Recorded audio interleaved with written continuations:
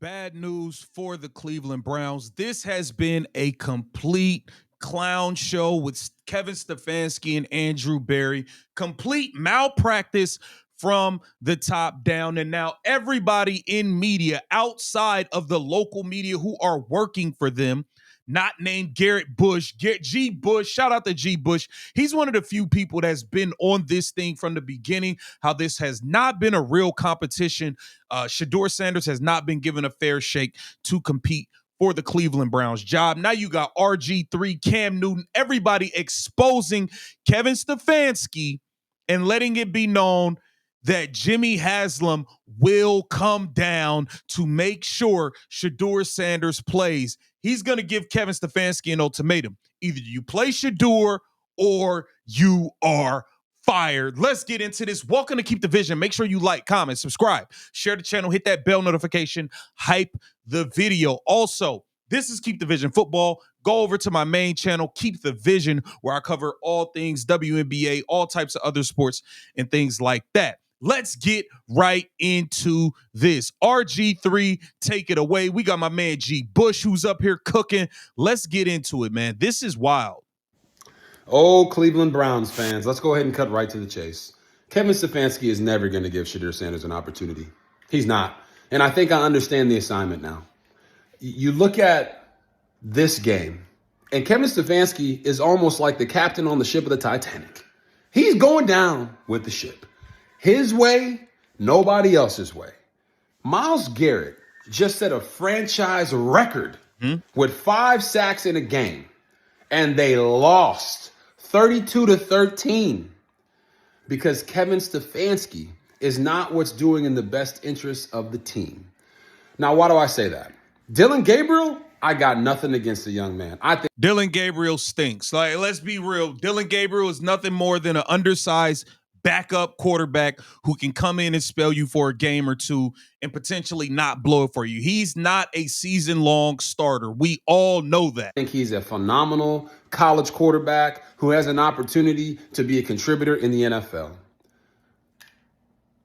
But when your coach comes out and doesn't hold the starting quarterback accountable for not playing well, regardless of whether he is a young quarterback or not, doesn't watch the film and immediately comes out in the press conference and says, I'm going to stick with Dillon Gabriel after the bye week, knowing that Myles Garrett isn't throwing his helmet on the sideline because he was upset that he didn't get more sacks.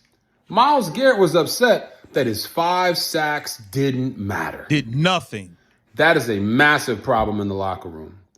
And when you look at a guy like Shedeur Sanders, every chance Kevin Stefanski has gotten to put him down, to not put him in a position to be successful, he's done it. Kevin Stefanski owes it to the locker room to give Shedeur Sanders an opportunity to compete, have a pathway to the field, no different than any other player. But what Kevin Stefanski is telling all of us straight to our faces is that Dillon Gabriel is his guy, and he will never start Shedeur Sanders unless Dillon Gabriel can't play. He might even play Bailey Zappi. That's sad. Before he plays. That's sad. That's sad that that's even a realistic thing. Shedeur Sanders. He might go ask the Baltimore Ravens to trade back for Snoop Huntley before he plays Shedeur Sanders. He might even go ask the Bengals to trade Joe Flacco back so he can be the starter before he plays Shedeur Sanders. He might even go to the Raiders and get Kenny Pickett back before he plays Shedeur Sanders. The only way this Cleveland Browns team gets better this season or into next year is if Kevin Stefanski is not there. The only way Shedeur Sanders gets an opportunity in Cleveland to be the guy is if Kevin Stefanski gets fired. That's a fact. That's a fact. And I don't know why it seems this guy has so much job security. He ain't won nothing. Kevin Stefanski has won nothing for the Cleveland Browns. Pack him up and get him out of here. Let's take a listen to my man G. Bush. Go subscribe to Garrett Bush. You can't win them votes. And now the fan base has seen you wasted a 3rd-round pick on Dylan Gabriel, and instead of you acknowledging that and at least moving on, you done double down. So every week you come out here and play this same garbage, you continue to lose the fan base. And then what happens? What happens when you're polling? And what happens when you're running in the primary and your numbers is looking like 14% in the vote? The committee tells you, hey, I need you to concede. I don't care if you raised a bunch of money. You need to concede because there's no possible way you can win. And at this point, Kevin Stefanski is about 1 week away from conceding because the fan base don't see it. The media, the players' media is already on him. Mm-hmm. You already know we already on his back. We already on him right now here. And eventually, what's the straw that breaks the camel's back is that the king up top, the one with the purse strings, mm-hmm. the donors. That's Jimmy Haslem. Jimmy Haslem gonna come around and say, you know, Kev, more than anything, it just leaked that people supposed to pay $250,000 for some seats, regular seats in the new stadium, and I can't keep trotting you out here. I need at least some of these donors. A lot of these rich donors is not pulling up no more. We're gonna have to let you go. Because the people spoke. Kevin, by the way, we know good and well what you're thinking because you continue to try people out here, courtesy of 92.3 The Fan. Watch how they push back.